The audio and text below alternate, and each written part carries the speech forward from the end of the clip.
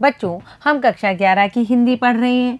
हमारी पाठ्य पुस्तक का नाम है आरोह और आरोह के अंतर्गत हम गद्य खंड का अध्ययन कर रहे हैं। हमारा अध्याय है जो 7 चल रहा है और हमारी लेखिका है जो कि मन्नू भंडारी है, जो राजस्थान के अजमेर शहर से हैं। बच्चों, हम इनके द्वारा लिखी गई एक पटकथा पढ़ रहे हैं। बच्चों, ये 60 के दशक की नई कहानी की लेखिका है। उन दिनों नई कहानी बड़े भारी आंदोलन पर थी, उनमें से उभरती हुई एक नई लेखिका है मन्नू भंडारी।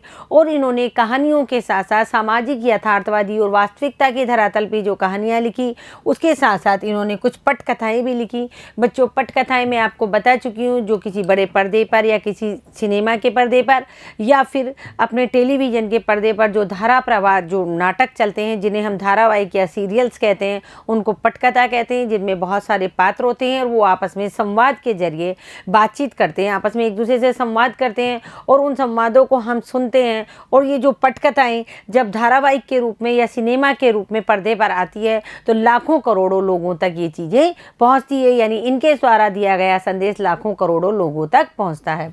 तो हम इनके द्वारा 90 के दशक में इन्होंने इनका एक जो ये धारावाहिक था, जो पटकथा थी रजनी, ये 90 के दशक में बच्चों टेलीविज़न पर प्रसारित हुई थी। और ये रजनी नाम की एक महिला है जो कि नारी सशक्तिकरण के लिए काम करती है, यानी समाज में फैली हुई बुराइयां हैं उनको समाप्त करने का काम करती है। ये मन्नू भंडारी लेखिका की एक पात्र है रजनी। ये धारावाहिक 90 के दशक में जब प्रसारित हुआ तो टेलीविज़न पर बहुत सारे लोगों ने इसको देखा।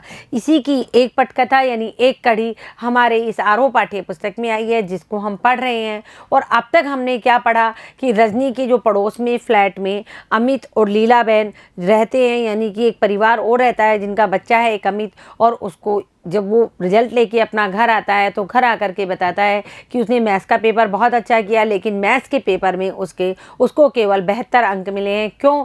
जबकि उसके हाफ ईयरली यानी अर्धवार्षिक परीक्षा में उसके 96 मार्क्स थे, 100 में से 96 नंबर थे। अब कम क्यों मिले हैं?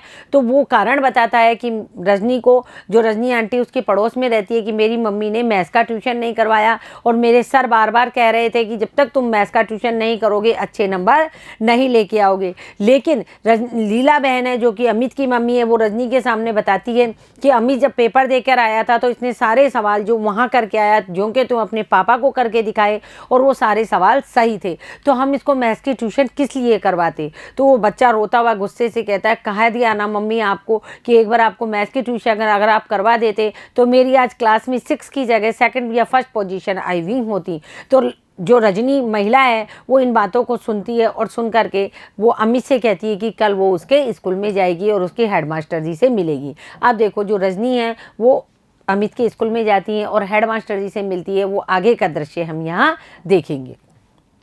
देखो बच्चों, अब नया दृश्य है। अब तक तो लीला बहन और अमित के फ्लैट में रजनी खड़ी थी, वहाँ तक का दृश्य था। अब हम नया दृश्य क्या देखते हैं?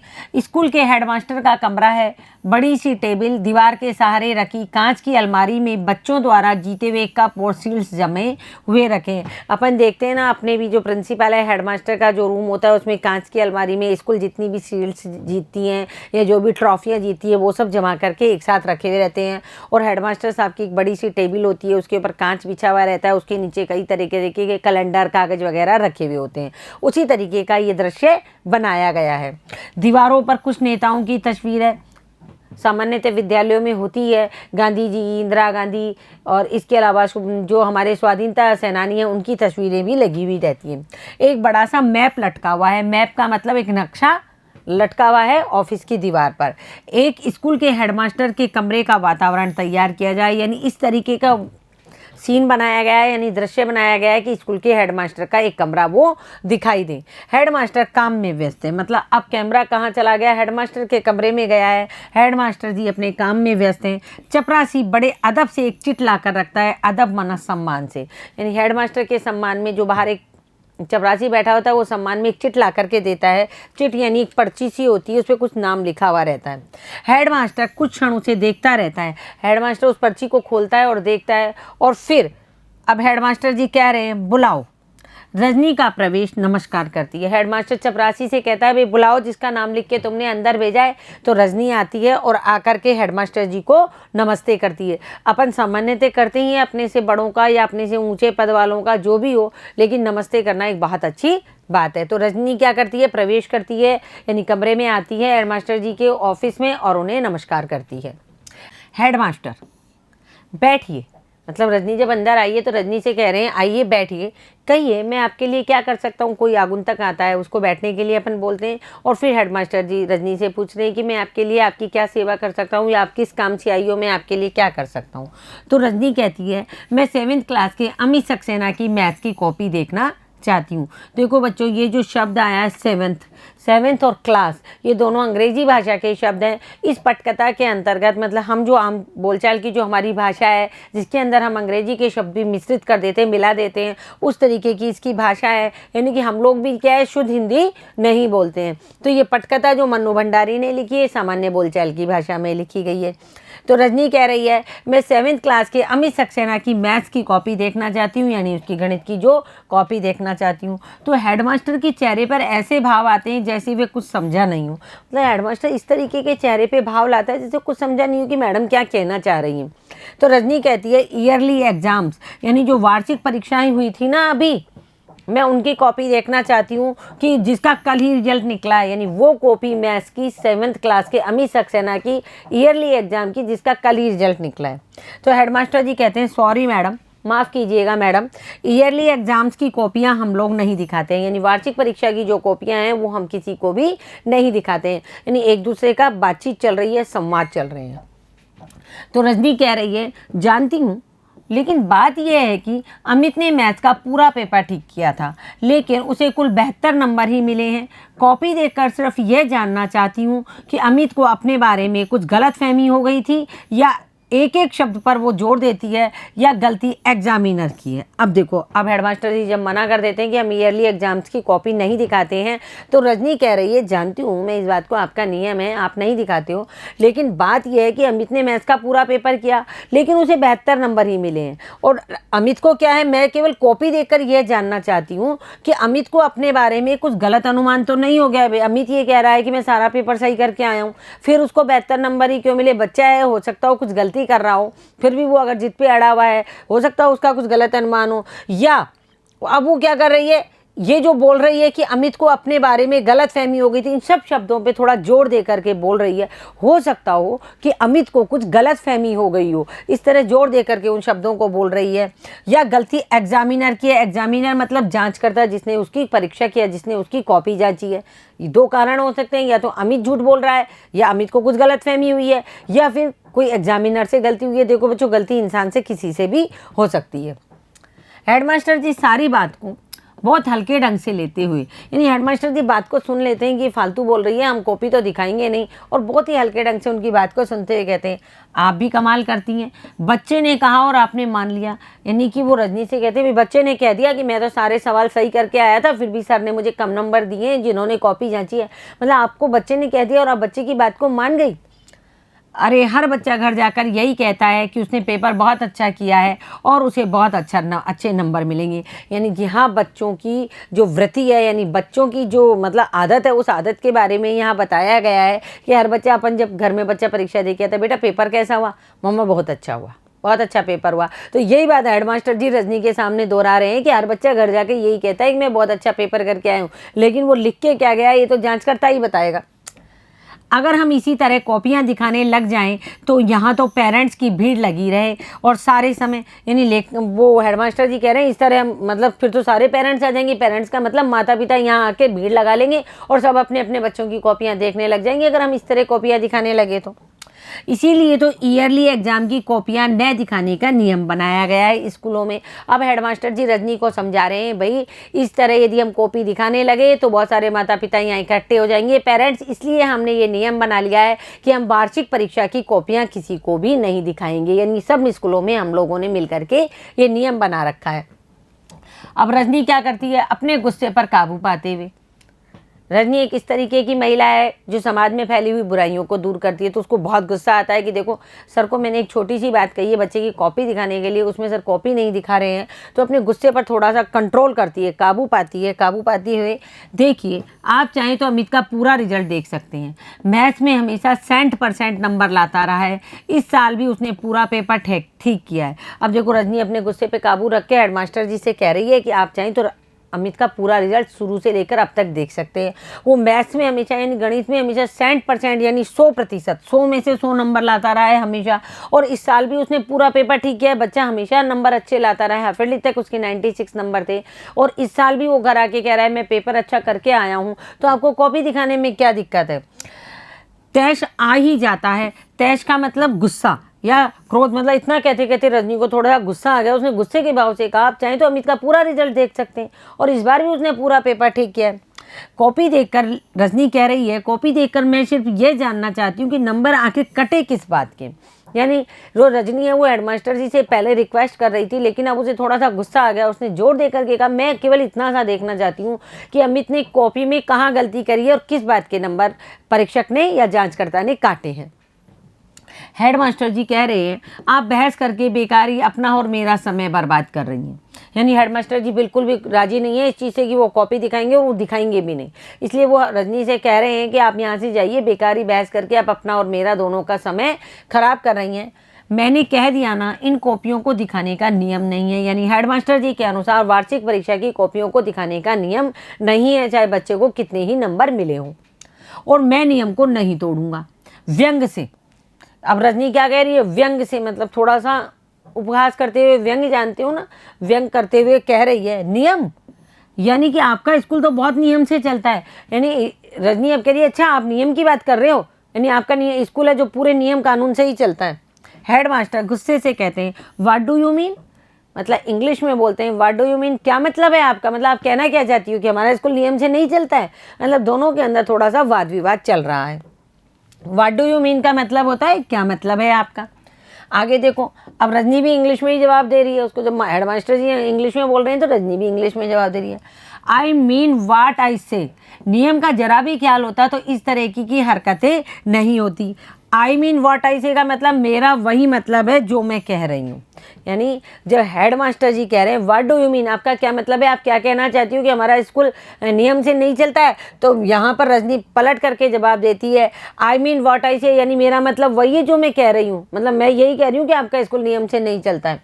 और नियम का आपको जरा भी ख्याल होता है तो इस तरीके की हरकतें का मतलब होता है गतिविधियाँ, जो गलत काम हो रहे हैं, जो गलत गतिविधियाँ आपकी स्कूल में हो रही हैं वो नहीं होती यदि स्कूल नियम से चल रहा होता तो। आगे रजनी कह रही है कोई बच्चा बहुत अच्छा है किसी विषय में, फिर भी उसे मजबूर किया जाता है कि वह ट्यूशन ले, यह कौन सा नियम है आपके स्कूल का। अब रजनी अपनी बात पे आ गई कि जो बच्चा जिस विषय में पढ़ने में बहुत होशियार है उस बच्चे को बार बार प्रेशराइज करना, यानी उस बच्चे को बार बार उसके ऊपर दबाव बनाना कि तुम ट्यूशन लो इस सब्जेक्ट का, ये कौन सा नियम है आपके स्कूल का। आगे देखो हेडमास्टर जी अब क्या कह रहे हैं। हेडमास्टर जी कह रहे हैं देखिए ये टीचर्स और स्टूडेंट का अपना आपसी मामला है। हेडमास्टर जी कहते हैं देखो ये मेरा हमारे यहाँ का कोई मामला नहीं है, ये जो अध्यापक है और जो छात्र है उनका आपसी मामला है।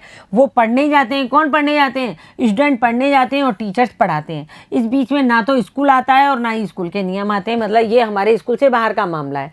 बच्चे, हमारे स्कूल से छुट्टी हो जाती है उसके बाद बच्चा टीचर के पास पढ़ने जाता है, टीचर बच्चे को पढ़ाता है, ये हमारे नियम कानून में नहीं आता है और ये हमारे स्कूल का कोई मामला नहीं है। और इस बारे में अब हम कर भी कह सकते हैं, अगर बच्चा टीचर के पास पढ़ने जाएगा और टीचर उसको पढ़ाएगा, पेरेंट्स पढ़वा रहे हैं, तो इसमें हम क्या कर सकते हैं।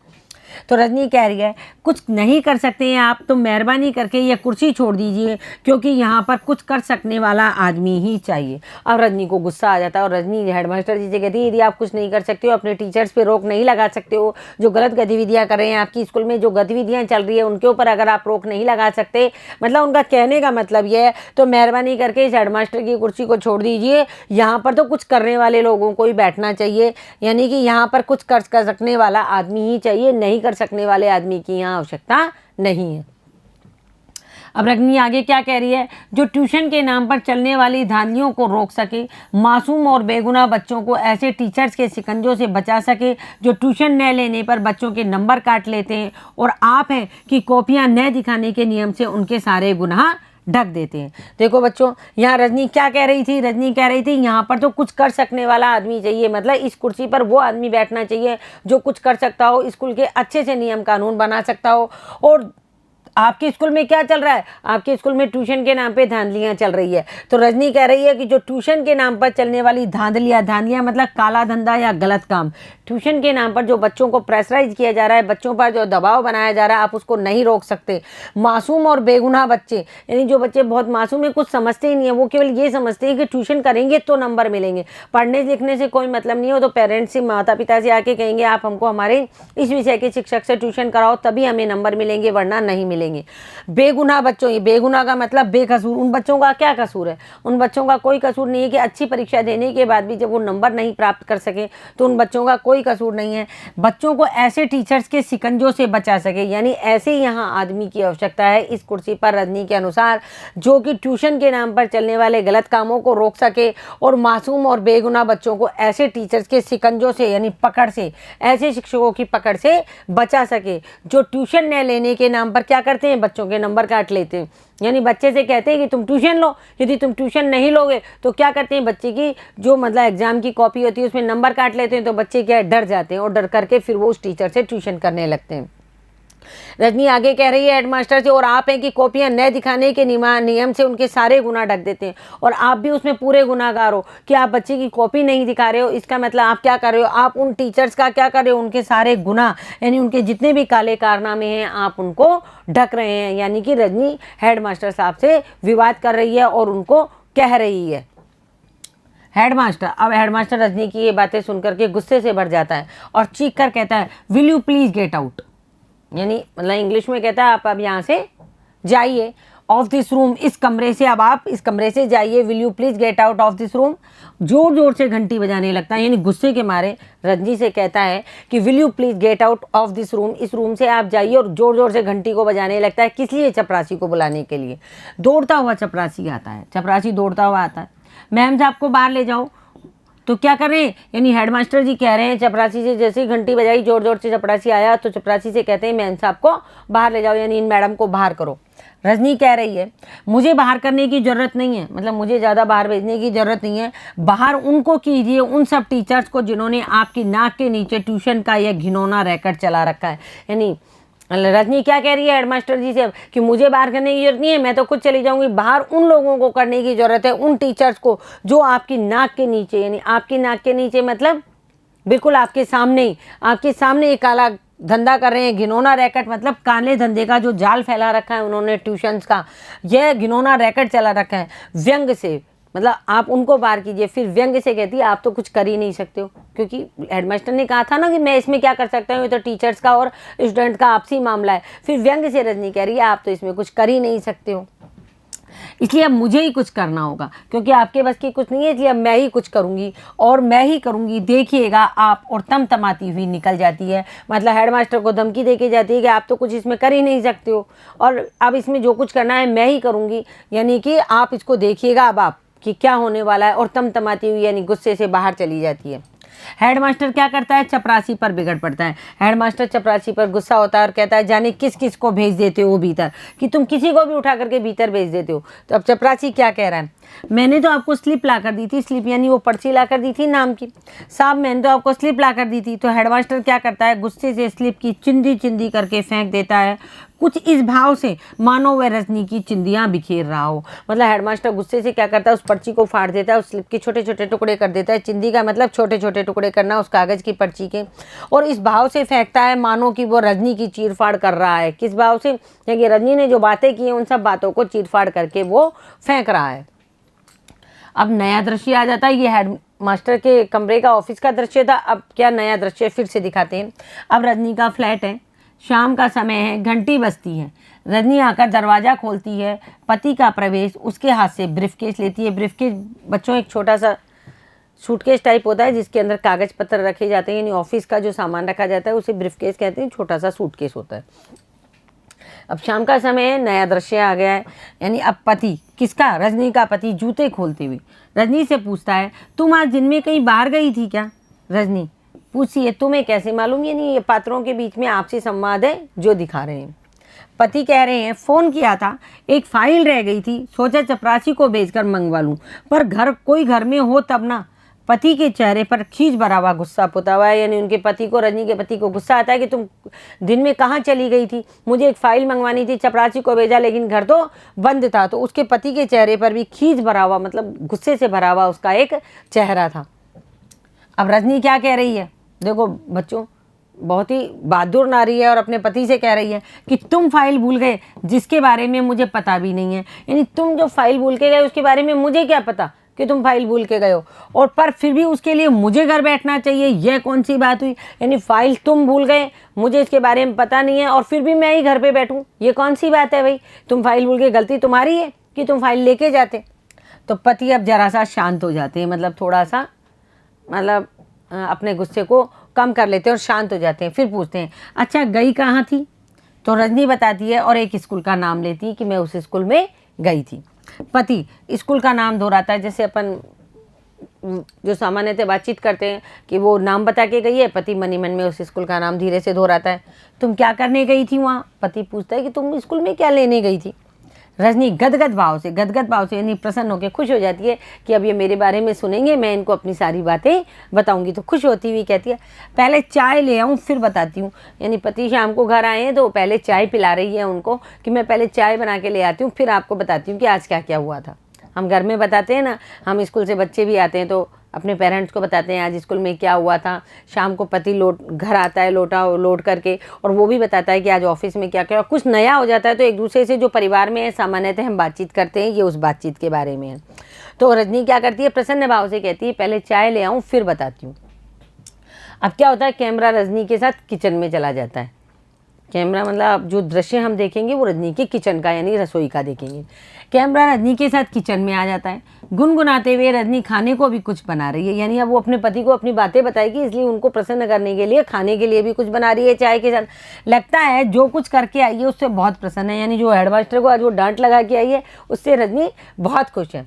अब दृश्य क्या होता है, बाहर के कमरे का वापस से दृश्य दिखाते हैं, सीन दिखाते हैं। दृश्य फिर बाहर के कमरे में नाश्ते की प्लेट काफ़ी खाली हो चुकी है, जिससे लगे कि रजनी सारी बातें बता चुकी है। देखो बच्चों, ये पटकथा है, ये धारावाहिक है। मान लो रजनी वो सारी बातें दोबारा अपने पति को बताते हुए यदि हम पर्दे पर हम देखते हैं तो क्या है, दर्शक थोड़ा बोर होने लगता है कि ये बातें तो हम वहाँ देख चुके हैं। वही सारी बातें जब रिपीट होती है, आप देखते हो ना जनरली धारावाहिक में जो बात रिपीट होने वाली होती है उसको फटाफट करके बिना साउंड के यानी बिना ध्वनि के उस बात को निकाल दी जाती है। तो यहाँ पे वही मतलब इन्होंने दृश्य दिखाया है कि जो नाश्ते की प्लेट थी वो काफ़ी खाली हो चुकी है। अगला जो दृश्य दिखाया और उसमें से ये पता चलता है कि रजनी अपने पति को सारी बातें बता चुकी है। अब रजनी आगे बोल रही है, बोलती बंद कर दी हेडमास्टर साहब की। जवाब देते नहीं बना तो चिल्लाने लगे, पर मैं क्या छोड़ने वाली हूँ इस बात को। यानी अपने पति से कह रही है कि मैंने ये सारी बातें बताई, आपसी वाद विवाद जो उनका हेडमास्टर जी से बहस हुई कि मैंने बोलती बंद कर दी आज हेडमास्टर साहब की। उनको कोई जवाब देते नहीं बना तो चिल्लाने लग गए मुझ पर कि तुम बाहर निकल जाओ, और मैं उनको छोड़ने वाली नहीं हूँ इस बात को लेकर के कि उन्होंने अमित को कम नंबर कैसे दिए या मुझे उन्होंने एग्जाम की कॉपी क्यों नहीं दिखाई। आगे देखो, अब पति क्या कह रहे हैं, अच्छा मास्टर लोग ट्यूशन करते हैं या धंधा करते हैं, पर तुम्हें अभी बैठे बैठाए इससे क्या परेशानी हो गई। तुम्हारा बेटा तो अभी पढ़ने नहीं जा रहा है ना। यानी कि पति कह रहे हैं कि तुम बेकार की क्यों बेकार मोल ले रही हो। बेकार मतलब बिना बात का काम क्यों मोल ले रही हो। मास्टर लोग ट्यूशन करें या धंधा करें, तुम्हें उससे क्या मतलब है। तुम बैठे बैठाए तुम क्यों परेशान हो रही हो। भाई कोई आदमी कुछ काम कर रहा है या नहीं कर रहा है, तुम क्यों परेशान हो रही हो। और तुम्हारा बेटा तो अभी छोटा है, वो कौन सा स्कूल पढ़ने जा रहा है। रजनी एकदम भड़क जाती है, यानी गुस्से से भर जाती है और कहती है यानी कि मेरा बेटा जाए तभी आवाज़ उठानी चाहिए। यानी कि मेरा बेटा पढ़ रहा है तो ही मैं आवाज़ उठाऊं, यानी मेरा अपना काम खराब हो रहा है तभी मैं कोई आवाज़ उठाऊं गलत काम के खिलाफ। अमित के लिए नहीं उठानी चाहिए, यानी अमित जो हमारी पड़ोसियों का बेटा है, क्या उसके लिए मुझे आवाज़ नहीं उठानी चाहिए। और जो इतने इतने बच्चे इसके शिकार हो रहे हैं उनके लिए नहीं उठानी चाहिए। यानी कि ये नहीं, हमें स्वार्थी नहीं हो जाना चाहिए। मतलब यहाँ रजनी अपने पति से कह रही है मैं इतनी स्वार्थी हो जाऊँ कि या तो मेरा बच्चा पढ़ रहा है तो उसके खिलाफ आवाज़ उठाऊँ, मतलब मेरे बच्चे के साथ कुछ गलत हो रहा है, पड़ोसी के बच्चे के साथ गलत हो रहा है, यानी इतने बच्चे हैं जो उन सब के साथ गलत हो रहा है, वो इसके शिकार हो रहे हैं, यानी वो इस शिकंजे में फंस रहे हैं, क्या उनके लिए मुझे आवाज़ नहीं उठानी चाहिए। सब कुछ जानने के बाद भी नहीं उठानी चाहिए। मतलब इतना सब कुछ जब मैं जान चुकी हूँ कि ये जो ट्यूशन है, ये काला धंधा जो टीचर्स चला रहे हैं, जो शिक्षक है उसकी स्कूल के, वो ये काला धंधा चला रहे हैं, क्या इसके खिलाफ मुझे आवाज़ नहीं उठानी चाहिए। पति कहते हैं ठेका लिया है तुमने सारी दुनिया का ठेका लिया है, मतलब जिम्मेदारी ली है, यानी कि तुमने ठेका ले रखा है, जिम्मेदारी ले रखी है सारी दुनिया को सुधारने की। तो रजनी कहती है देखो तुम मुझे फिर गुस्सा दिला रहे हो रवि। रवि उसके पति का नाम है और अपने पति से कहती है कि तुम मुझे फिर से गुस्सा दिला रहे हो, क्या कर रहे हो? क्योंकि रजनी का जो स्वभाव है वो कैसा है, सामाजिक बुराइयों के खिलाफ लड़ने वाली महिला है। वो गलती करने वाला तो है ही गुनाहगार, यानी जो गलती करता है वो तो क्या है, दोषी है ही। जिसने गलती करी है वो तो दोषी है ही, पर उसे बर्दाश्त करने वाला यानी उसकी गलती को सहन करने वाला कम गुनाहगार नहीं होता, यानी कम दोषी नहीं होता। रजनी के अनुसार जो लोग गलत काम करते हैं वो तो दोषी है ही, लेकिन उन गलत कामों को जो लोग जिनके ऊपर किया गया है वो सहन कर जाते हैं, यानी उस अन्याय को जब वो बर्दाश्त कर जाते हैं तो वो भी कम दोषी नहीं होते हैं। जैसे लीला बहन और कांति भाई। कौन है लीला बहन और कांति भाई? अमित के मम्मी पापा हैं, जो कि अमित के कम नंबर आने पर भी उसकी स्कूल में कहने नहीं गए।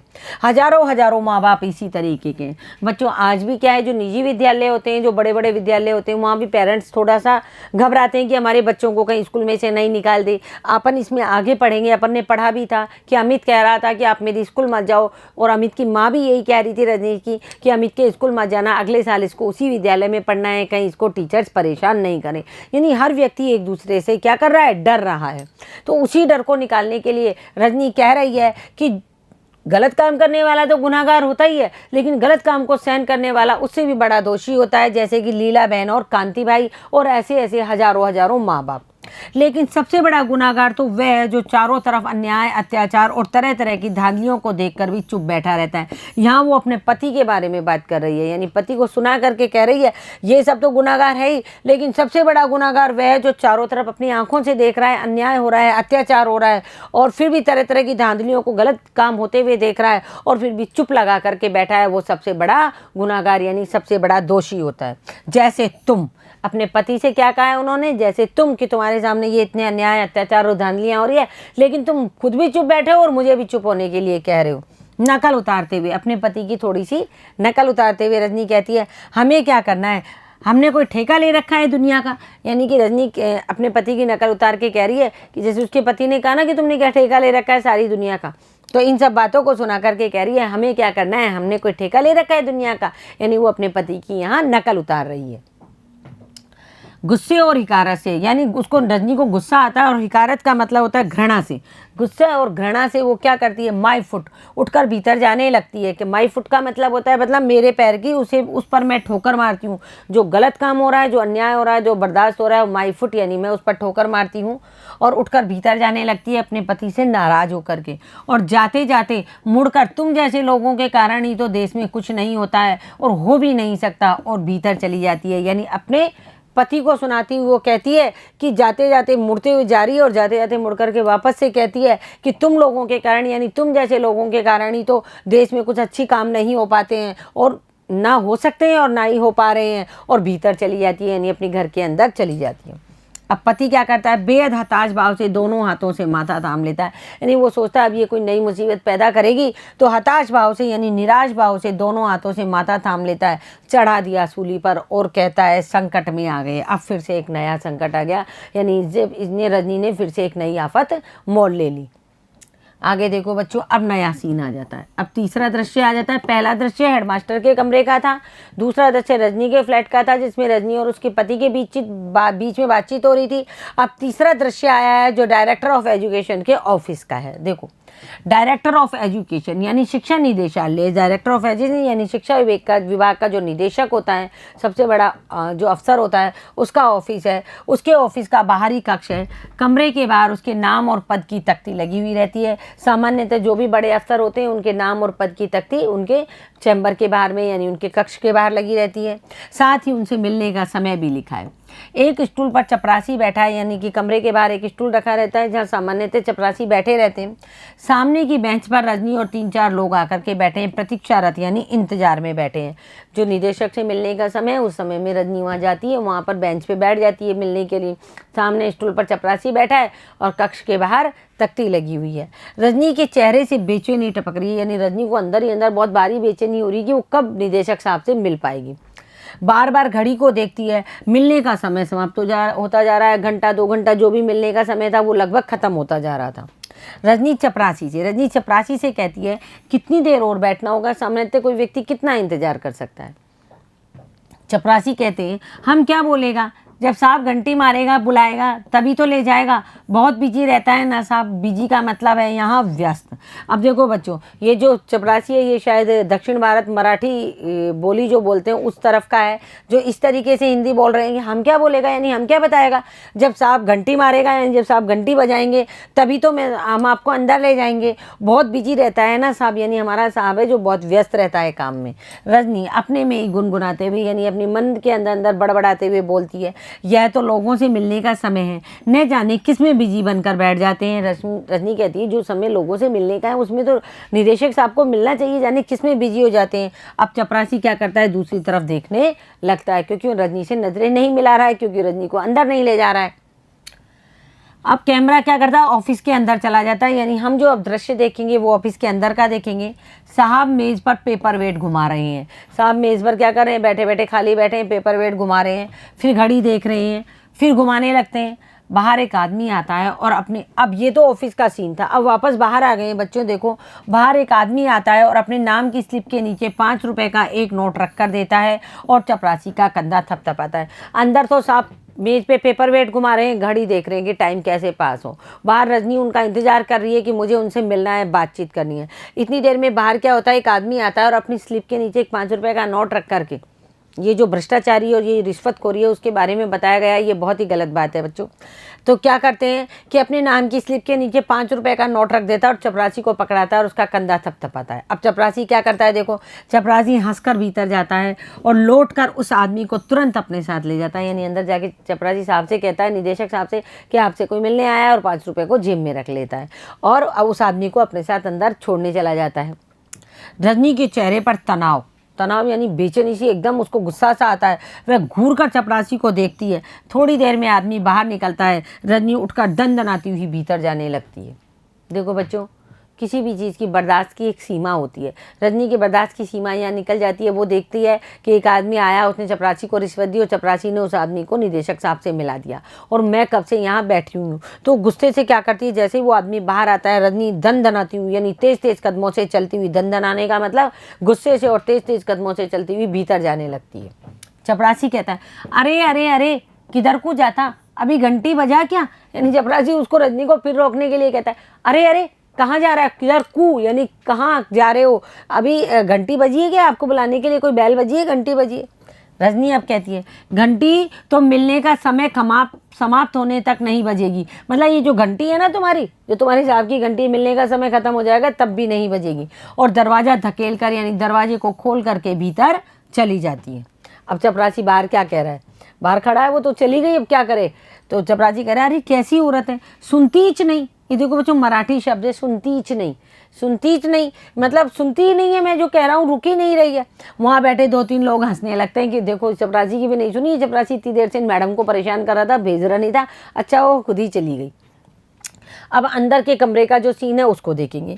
दृश्य कमरे के भीतर निदेशक कुर्सी की पीठ से टिककर सिगरेट पी रहा है, रजनी को देखकर आश्चर्य से। अब निदेशक क्या है, अंदर देखो बच्चों, पद का कभी भी दुरुपयोग नहीं करना चाहिए और जिस चैम्बर में, जिस कक्ष में बैठ कर के वो शिक्षा का काम कर रहे हैं, वहाँ बैठ कर के वो सिगरेट पी रहे हैं, ये सबसे गलत बात है। यानी ये बहुत ही गलत बात है कि शिक्षा विभाग का सबसे बड़ा अफसर बैठ कर के वहाँ सिगरेट पी रहा है अपने कक्ष में, तो वो आगे अपने से नीचे जो अफसर हैं और उनसे नीचे जो बच्चे हैं पढ़ रहे हैं, जो टीचर्स हैं, उनको क्या शिक्षा मिलेगी इससे। तो ये यहाँ लेखिका बताना चाह रही है कि मतलब जो कमरे का सीन है, कमरे का जो दृश्य इस तरीके का है कि निदेशक साहब आराम से बैठे हुए हैं, बाहर चपरासी क्या कर रहा है, रिश्वत ले रहा है, और उधर टीचर क्या कर रहे हैं, उसका ट्यूशन्स का काला धंधा कर रहे हैं। तो ये जो भ्रष्टाचारी की जो एक चैन है, जो एक श्रृंखला है, उसके बारे में इस पटकथा में बतलाया गया है। उसको रजनी किस तरीके से हैंडल कर रही है, यानी रजनी उसके साथ किस तरीके से लड़ाइयाँ लड़ रही है और किस तरह वो जीतेगी या नहीं जीतेगी, इसके बारे में तो हम आगे पढ़ेंगे। तो कमरे का दृश्य, निदेशक कुर्सी की पीठ से टक करके ऐसे अड़े हुए हैं और अड़ करके सिगरेट पी रहे हैं। निदेशक, आपको स्लिप भेजकर भीतर आना चाहिए ना। अब निदेशक रजनी से कह रहे हैं कि आपको स्लिप भेज के भीतर आना चाहिए, ऐसे कैसे आप अंदर चली आई? तो रजनी मुस्कुराकर कहती है, स्लिप तो घंटे भर से आपके चपरासी की जेब में पड़ी है और शायद 2-4 दिन चक्कर लगाने तक वो वहीं पड़ी रहेगी। अब रजनी क्या करती है, मुस्कुरा करके निदेशक से कहती है, स्लिप तो बहुत घंटे भर पहले ही आपके चपरासी को देती, उसकी जेब में। अगर मैं 2-4 दिन ऐसे ही चक्कर लगाऊंगी तब तक आपकी चपरासी की जेब में ही रहेगी। क्यों? क्योंकि रजनी ने रिश्वत का पैसा नहीं दिया। निदेशक, क्या कह रही हैं आप? रजनी, तो क्या ये सीधी साफ सी बात भी मुझे ही समझानी होगी? यानी रजनी निदेशक से कह रही है कि इतनी सीधी सी बात है जो मैं कह रही हूँ कि घंटे भर से उनकी जेब में पड़ी हुई है, आपके चपरासी की जेब में वो जो स्लिप है, इतनी सीधी सी बात है। अब मैं उसको और अच्छे से आपको समझाऊँ या आपको समझ में नहीं आ रही है? खैर, अभी छोड़िए इस बात को, इस समय मैं आपके पास किसी दूसरे ही काम से आई हूँ। यानी रजनी कह रही है, अब आप उस स्लिप वाली बात को छोड़िए, आप तो ये सुन लीजिए मैं किस काम से यहाँ आई हूँ। निदेशक के चेहरे पर रजनी को लेकर एक आश्चर्य मिश्रित कौतूहल का भाव उभरता है। आश्चर्य मिश्रित कौतूहल का मतलब होता है हैरानी से भरी जिज्ञासा। यानी निदेशक भी सोचता है मैं इतना बड़ा अफसर हूँ, ये लेडीज है अंदर, ये महिला ऐसे चली आई दनदनाती हुई और मुझे ही कुछ समझा रही है। वो आश्चर्य और बड़े उससे उस रजनी की तरफ देखने लगता है और उसके चेहरे पर एक अजीब सा भाव आता है। अब निदेशक कह रहा है, कहिए। रजनी थोड़ा सोचते हुए कुछ सोचती है, 2 सेकंड के लिए रुकते हैं ना अपन बोलते बोलते, फिर बोलती है, देखिए मैं स्कूलों, विशेषकर प्राइवेट स्कूलों और बोर्ड के आपसी रिलेशंस के बारे में कुछ जानकारी इकट्ठा कर रही हूँ। क्योंकि अमित है जो किस में पढ़ता था, प्राइवेट स्कूल में यानी निजी विद्यालय में पढ़ता था। तो वो थोड़ा सोचते हुए कह रही है कि मैं स्कूलों, विशेषकर कौन सी स्कूलें, प्राइवेट या निजी विद्यालयों में जो बोर्ड के आपसी रिलेशंस, मतलब विशेषकर यानी खास तौर पर रिलेशंस यानी संबंध के बारे में कुछ जानकारी इकट्ठा कर रही हूँ। वो सीधी सीधी बात नहीं बताती है, पहले कुछ बात को मतलब जैसे अपन कोई भूमिका तैयार करते हैं इस तरह भूमिका तैयार कर रही है। तो निदेशक पूछते हैं, कोई रिसर्च प्रोजेक्ट है? रिसर्च प्रोजेक्ट का मतलब कोई शोध कार्य कर रही हैं आप? ये क्या वेरी इंटरेस्टिंग सब्जेक्ट, यानी आपका सब्जेक्ट बहुत दिलचस्प है कि आपका जो सब्जेक्ट है बोर्ड का, जो बोर्ड यानी कि जो हमारा सरकारी शिक्षा विभाग है, उस सरकारी शिक्षा विभाग का प्राइवेट विद्यालय जो हैं उनसे कितना संबंध है, इस बारे में मैं जानकारी इकट्ठा कर रही हूँ। तो अब निदेशक शायद ये सोच रहे हैं कि ये कोई रिसर्च करने वाली रिसर्चर है, तो वो पूछ रहे हैं कि कोई ये रिसर्च प्रोजेक्ट, कोई शोध का कार्य कर रहे हैं? आपकी जो मतलब जो आपका सब्जेक्ट है, आपका जो विषय है बहुत ही रुचिकर है, वेरी इंटरेस्टिंग सब्जेक्ट। तो रजनी कहती है, बस कुछ ऐसा ही समझ लीजिए। अब रजनी अब सारी बात तो नहीं बता रही, धीरे धीरे बताएगी। फिर वो कह रही है, हाँ कुछ ऐसा ही समझ लीजिए। तो निदेशक कह रहे हैं, कहिए आप क्या जानना चाहती हैं, यानी मुझसे आप क्या जानना चाहती हैं, शिक्षा विभाग से आप क्या जानना चाहती हैं? तो रजनी कह रही है, जिन प्राइवेट स्कूलों को आप रिकॉग्नाइज कर लेते हैं उन्हें बोर्ड शायद 90% यानी 90% ग्रांट देता है। यानी रजनी निदेशक को पूछ रही है, बता भी रही है, पूछ भी रही है कि जिन प्राइवेट स्कूलों को आप रिकॉग्नाइज का मतलब पहचान होता है, लेकिन रिकॉग्नाइज करना मतलब जिन प्राइवेट स्कूलों को आप स्वीकार कर लेते हो, यानी गवर्नमेंट यानी सरकार उसको ये मान लेती है कि ये बच्चों को अच्छे से पढ़ाएगी, उसे आप क्या करते हो, उन प्राइवेट स्कूलों को आप 90% ग्रांट देते हो। ग्रांट देने का मतलब धन की सहायता देते हो, यानी उन टीचर्स को जो पैसा मिलता है वो उसके 90% कौन देती है? सरकार देती है। तो निदेशक थोड़ा सा अपने ऑफिस के मतलब अपने विभाग के प्रति थोड़ा गर्व और अभिमान से भर जाता है और कहते हैं, जी हाँ देता है, बोर्ड का काम ही यह है कि शिक्षा के प्रसार प्रसार में जितना भी हो सके सहयोग करे। It's our duty madam. यानी अब जब निदेशक सोचता है कि मैडम को सब पता है कि 90% सहायता शिक्षा विभाग प्राइवेट स्कूलों को देता है, तो वो बहुत ही अभिमान से भर जाता है और कहता है, हाँ देता है। हमारे जो विभाग का यानी बोर्ड का काम क्या है? शिक्षा का प्रचार प्रसार करना और जितना हो सके इसमें सहयोग करना। इट्स आवर ड्यूटी, यानी ये हमारी ड्यूटी है मैडम। यानी रजनी को वो ये बात बताता है। रजनी कहती है, जब इतनी बड़ी ऐड देती हो तो आपका कोई कंट्रोल भी रहता होगा स्कूलों पर, यानी आप 90% तक की धनराशि जब आप इन प्राइवेट स्कूलों को देते हो, ऐड का मतलब इतनी सहायता जब आप देते हो तो आपका कुछ कंट्रोल भी रहता होगा। इन स्कूलों पे ऐसी थोड़ी पैसे दे देती है सरकार उनको। तो निदेशक कहते हैं, ऑफ कोर्स का मतलब है हाँ अवश्य रहता है। बोर्ड के बहुत से ऐसे नियम हैं जो स्कूलों को मान्य होते हैं और स्कूल मानते भी हैं, जैसे सिलेबस बोर्ड बनाता है, फाइनल ईयर के एग्ज़ाम भी बोर्ड कंडक्ट करता है। देखो बच्चों, सारे शब्द हैं जो मतलब जो अपनी हिंदी इंग्लिश मिश्रित बोलचाल भाषा के हैं। तो निदेशक कह रहा है निश्चय ही अवश्य ही बोर्ड के बहुत से ऐसे नियम हैं जो मतलब इन प्राइवेट या निजी स्कूल को मानने होते हैं, जैसे कि और स्कूल मानते भी है। सिलेबस है जो एग्जाम जो जितना भी बच्चे पढ़ेंगे, पाठ्यक्रम है जो सिलेबस है वो भी बोर्ड बनाता है, यानी शिक्षा विभाग मानता है, उसको प्राइवेट स्कूल बनाता है तो उसको प्राइवेट स्कूल मानते भी हैं। और फाइनल ईयर के जो एग्जाम्स होते हैं यानी वार्षिक परीक्षाओं के जो एग्जाम होते हैं उनको भी कौन कंडक्ट कराता है? बोर्ड कंडक्ट कराता है, यानी बोर्ड ही आयोजित करता है। शिक्षा विभाग ही उन परीक्षाओं को आयोजित करता है और उसको प्राइवेट स्कूल वाले मानते भी हैं। आगे देखो तो रजनी निदेशक के चेहरे पर नजरें गड़ाकर, यानी अब जोर से थोड़ी सी नजरें गड़ा करके रजनी उससे कह रही है, स्कूलों में आजकल प्राइवेट ट्यूशन्स का जो सिलसिला चला हुआ है, ट्यूशन्स का क्या बच्चों को लूटने का जो धंधा चला हुआ है, उसके बारे में आपका बोर्ड क्या करता है?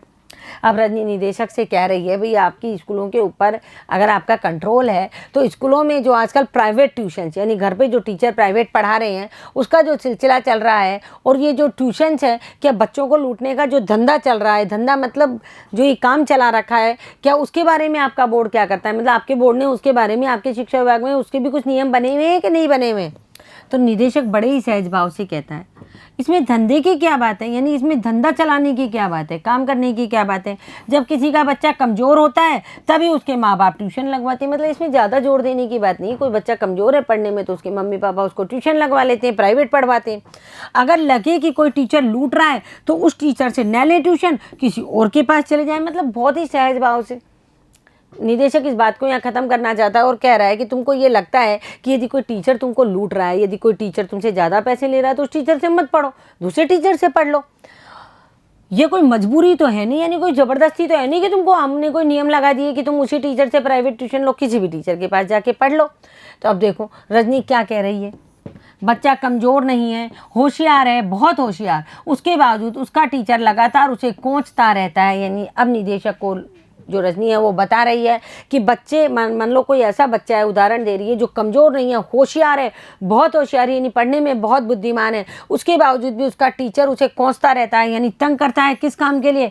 ट्यूशन करने के लिए। जैसे अमित को अमित के टीचर ने कहा था कि वह ट्यूशन ले, वह ट्यूशन ले वरना पछताएगा। इस तरीके की बातें करता है कि या तो वह ट्यूशन ले, नहीं लेगा तो वह पछताएगा। लेकिन बच्चे के माँ बाप को ज़रूरी नहीं लगता और वे नहीं लगवाते हैं ट्यूशन। यानी रजनी निदेशक से कह रही है कि टीचर उस बच्चे को बार बार तंग करता है कि ट्यूशन ले। बच्चा पढ़ने में होशियार है लेकिन क्या करते हैं, टीचर उसको बार बार प्रेशराइज यानी उस पर दबाव बनाता है। इधर बच्चे के माँ बाप को नहीं लगता है ज़रूरी कि वो अपने बच्चे को ट्यूशन पढ़ाए।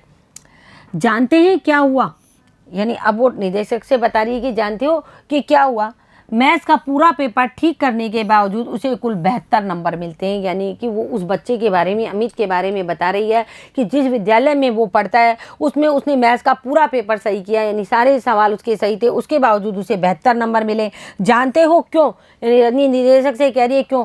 क्योंकि उसने टीचर के बार बार कहने पर भी ट्यूशन नहीं ली। उस बच्चे को 72 नंबर पूरा पेपर सही करने के बाद भी मिले, इसलिए क्योंकि उसने टीचर के, जो मैथ्स का टीचर था, उसके कहने के बावजूद भी उसने ट्यूशन नहीं ली, इसलिए उसके नंबर काट लिए गए। निदेशक वेरी सैड, ये तो बड़ी दुखपूर्ण बात है। निदेशक कह रहे हैं, शिक्षा विभाग के बहुत बड़े अफसर कह रहे हैं तो बहुत गलत बात है। हेडमास्टर को एक्शन लेना चाहिए ऐसे टीचर के खिलाफ। ऐसे टीचर के खिलाफ हेडमास्टर को क्या लेना चाहिए? एक्शन लेना चाहिए, यानी उसके खिलाफ कार्रवाई करनी चाहिए। एक्शन का मतलब कार्रवाई करनी चाहिए। अब रजनी क्या कह रही है, क्या खूब, आप कहते हैं कि हेडमास्टर को एक्शन लेना चाहिए यानी कार्रवाई करनी चाहिए। हेडमास्टर कहते हैं मैं कुछ नहीं कर सकता, तब करेगा कौन? मैं पूछती हूँ कि ट्यूशन के नाम पर चलने वाले इस घिनौने रैकेट को तोड़ने के लिए दखल अंदाजी नहीं करनी चाहिए आपको या आपके बोर्ड को। और उसका चेहरा तमतमा जाता है। यानी रजनी अब बोल रही है, यानी जब निदेशक कह रहे हैं कि हेडमास्टर को टीचर के खिलाफ कार्रवाई करनी चाहिए तो रजनी कह रही है बहुत खूब, आप तो कह रहे हो हेडमास्टर को कार्रवाई करनी चाहिए, मैं हेडमास्टर के पास जाके आई हूँ, वो कह रहा है कि मैं इसमें कुछ नहीं कर सकता। अब आप बताओ कि कौन करेगा इसमें, मतलब इसमें उस टीचर के खिलाफ कौन कार्रवाई करेगा? मैं पूछती हूँ, यानी रजनी है जो निदेशक से कह रही है कि मैं पूछती हूँ कि ट्यूशन के नाम पे जो ये घिनौने रैकेट का मतलब है जो ये गलत काम हो रहा है, इस रैकेट को यानी इसका काले धंधे को तोड़ने के लिए दखल अंदाजी नहीं करनी चाहिए आपको हस्तक्षेप नहीं करना चाहिए क्या?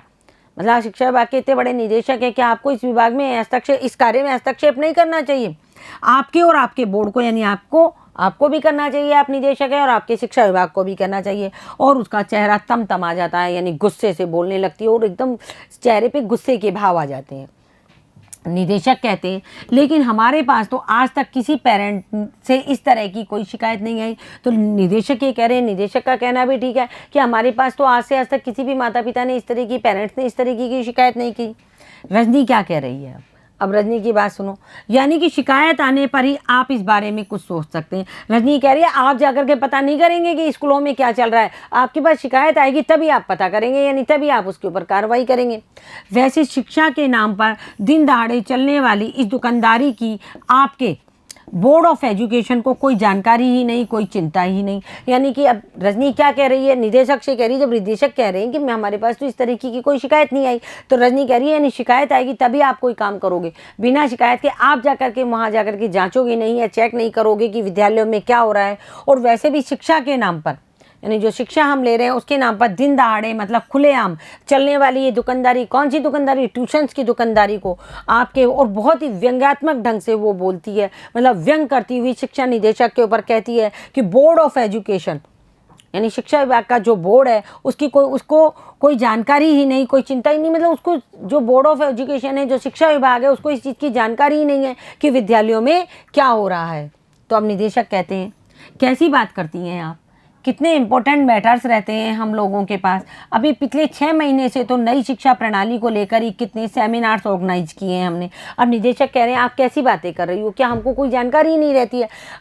कितने इंपॉर्टेंट मैटर्स रहते हैं हमारे पास। इंपॉर्टेंट मैटर्स का मतलब बहुत आवश्यक मामले या बहुत महत्वपूर्ण मुद्दे रहते हैं शिक्षा के नाम पर। हम शिक्षा में बहुत सारी तरक्की कर रहे हैं, उन्नति कर रहे हैं।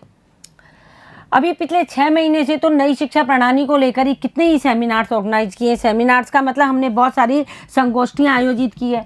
लेखक कह रहे हैं कि हमने बहुत सारी संगोष्ठियां इसमें आयोजित की है। तो रजनी क्या कह रही है व्यंग से, ओह इम्पोर्टेंट मैटर्स, नई शिक्षा प्रणाली, अरे पहले इस शिक्षा प्रणाली के छेदों को तो रोकिए, वरना बच्चों के भविष्य के साथ साथ आपकी नई शिक्षा प्रणाली भी छनकर गड्ढे में चली जाएगी। तो अब रजनी क्या कह रही है, जब निदेशक कह रहे हैं कि भाई नई शिक्षा प्रणाली है, उसके ऊपर हम बहुत वर्क कर रहे हैं, काम कर रहे हैं, नई नई संगोष्ठियाँ आयोजित कर रहे हैं, तो रजनी व्यंग से कह रही है आपके जो महत्वपूर्ण मुद्दे हैं, आपके जो इम्पोर्टेंट मैटर्स हैं, आपकी जो नई शिक्षा प्रणाली है, इसमें जो छेद हो रहे हैं उन छेदों को तो रोकिए, वरना बच्चों के भविष्य के साथ साथ आपकी जो नई शिक्षा प्रणाली है वो भी क्या हो जाएगी, छन करके गड्ढों में चली जाएगी।